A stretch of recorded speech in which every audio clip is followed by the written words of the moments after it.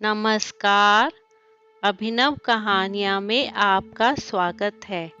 हमारी आज की कहानी है माँ की माफ़ी। अक्षय बहुत परेशान था। उसे समझ में नहीं आ रहा था कि वो इस परिस्थिति से कैसे निपटे। वो अपनी माँ लक्ष्मी जी को बहुत चाहता था। वो बहुत भली महिला थी, लेकिन उसकी पत्नी मधु और बच्चे उसकी माँ को पसंद नहीं करते थे, क्योंकि उसकी माँ की एक आंख नहीं थी। साथ ही उसकी कमर भी 90 अंश पर झुकी थी। वैसे वह अपना काम सब खुद कर लेती थी, किंतु फिर भी वो मधु और बच्चों को हमेशा खटकती थी। दादी, आप ऊपर के कमरे में जाओ, मेरे दोस्त आ रहे हैं।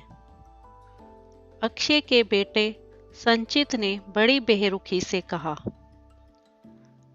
पर बेटा, मैं तो यहाँ बहुत दूर बैठी हूँ, लक्ष्मी जी ने बहुत प्यार से कहा। नहीं, आप उनके सामने मत रहो, वो मुझे चिढ़ाते हैं, संचित ने जोर से डांटते हुए कहा। क्या हुआ संचित, क्यों चिल्ला रहे हो? मधु ने रसोई से ही आवाज लगाई। देखो ना माँ, ये दादी यहीं ड्राइंग रूम में बैठी हैं और मेरे दोस्त आ रहे हैं, संचित ने शिकायत भरे लहजे में कहा। माँ जी, आप ऊपर चली जाओ, आपकी वजह से हमें शर्म आती है, मधु ने बेटे का पक्ष लेते हुए कहा। बेचारी लक्ष्मी जी चुपचाप उठकर ऊपर जाने लगी। कमर झुकी होने के कारण उन्हें ऊपर चढ़ने में बहुत परेशानी हो रही थी, किंतु वो पूरी ताकत से ऊपर के एक अकेले कोने वाले कमरे में जाकर बैठ गई। अक्षय बगल वाले कमरे से सब सुन रहा था। उसे कष्ट हो रहा था कि उसकी माँ को अपमानित होना पड़ रहा है, किंतु वो असहाय था। अगर वो कुछ कहता था तो पत्नी और बच्चे उसका विरोध करने लगते थे। दूसरे उनके तर्क भी सही लगते थे। चूंकि वो एक प्रशासनिक अधिकारी था, उसका सामाजिक स्तर बहुत ऊंचा था। उसकी ससुराल भी एक उच्च घराने से थी, अतः वह चुपचाप इस तरह हर दिन अपनी माँ को अपमानित होते देखता रहता था। रात को मधु ने अक्षय से कहा, देखो जी, अब कुछ करो। कल बड़े साहब की पत्नी आई थी, मुझे बहुत शर्म आ रही थी बताते हुए कि ये मेरी सास हैं। मैंने कह दिया कि दूर की रिश्तेदार हैं, इलाज कराने आई हैं। अक्षय को रोना आ गया, किंतु फिर भी वह चुप रहा। उसे समझ में नहीं आ रहा था कि वो क्या करे। अपने बेटे की मनोस्थिति को लक्ष्मी जी अच्छी तरह से जानती थी और बेटे को कोई कष्ट ना हो, इसलिए वो हर बात को चुपचाप सह लेती थी। अक्षय बहुत उदास रहने लगा। एक तरफ परिवार और सामाजिक स्तर पर जीने की प्रतिबद्धता थी, तो दूसरी ओर माँ। आखिर माँ से अपने बेटे की ये हालत नहीं देखी गई।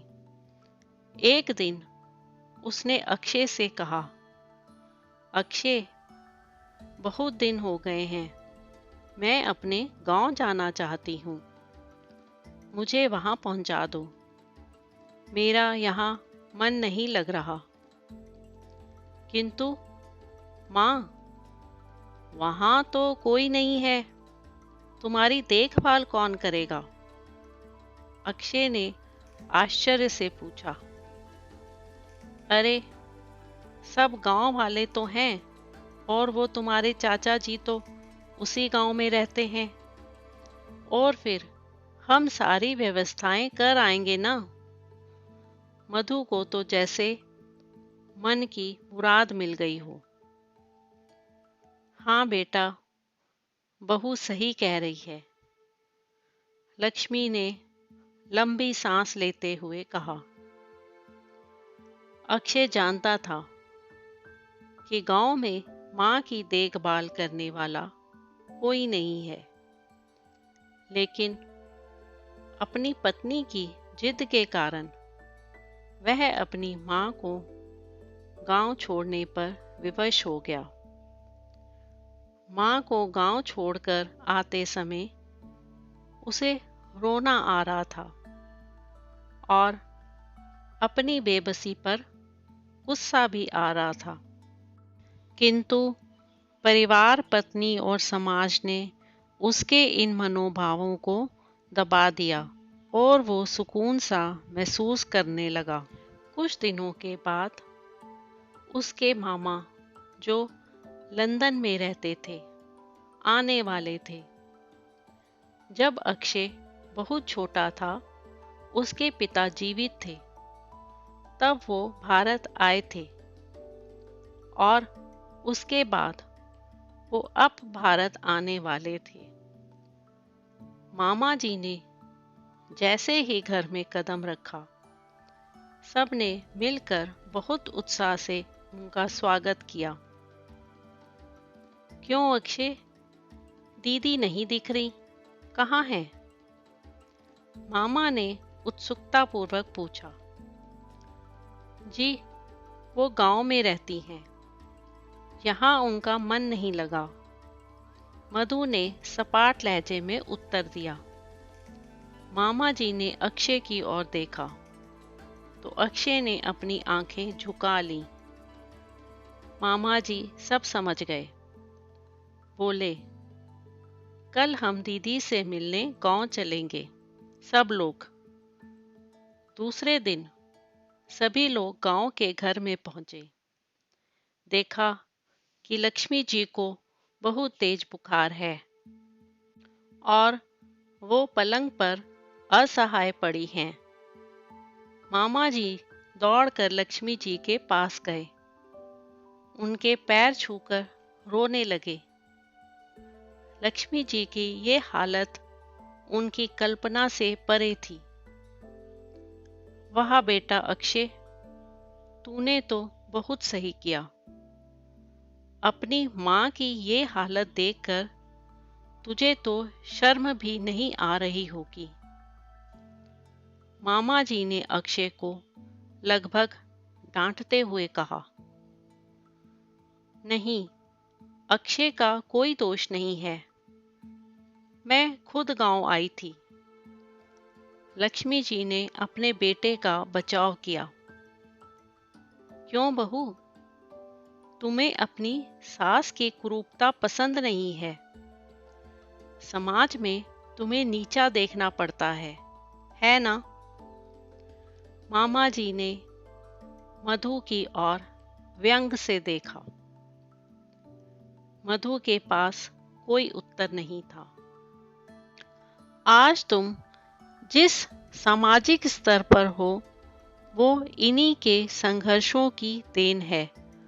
और बेटा अक्षय, तुम्हें शायद मालूम ना हो कि बचपन में जब तुम 2 साल के थे, तब छत से नीचे गिरने के कारण तुम्हारी एक आंख फूट गई थी और तुम्हारी रीढ़ की हड्डी में भी समस्या थी।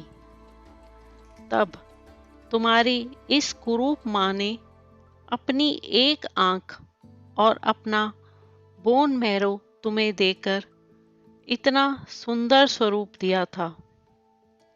मधु बेटा, इतने सालों तक संघर्ष करके बेटे को प्रशासनिक अधिकारी बनाने वाली इस संघर्षशील महिला की तुम लोगों ने ये दशा कर दी। तुम्हें ईश्वर कभी माफ नहीं करेगा। मामा जी की आंखों में आंसू थे। अब दीदी, आप मेरे साथ लंदन जाएंगी। यहाँ इन स्वार्थी लोगों के बीच नहीं रहेंगी। मामा जी ने लक्ष्मी जी से कहा। मामा जी की बात सुनकर अक्षय रोने लगा। उसे महसूस हुआ उसने बहुत बड़ा अपराध किया है। वह अपनी माँ के कदमों से लिपट गया और बोला, माँ, मेरा अपराध अक्षम्य है। मैं जानबूझकर चुप्पी साधे रहा, आपका अपमान करवाता रहा। अब सिर्फ आप ही उस घर में मेरे साथ रहेंगी और कोई नहीं। उसने क्रोध से अपनी पत्नी और बच्चों को देखा। मधु को भी बहुत पश्चाताप हो रहा था, किंतु उसकी हिम्मत नहीं हो रही थी कि वो लक्ष्मी जी से आंख मिलाए। लक्ष्मी जी ने मधु की मनस्थिति को समझकर उसको अपने पास बुलाया। मधु और बच्चों ने लक्ष्मी के पैर पड़ते हुए अपने व्यवहार पर माफी मांगी और माँ ने सबको माफ कर दिया।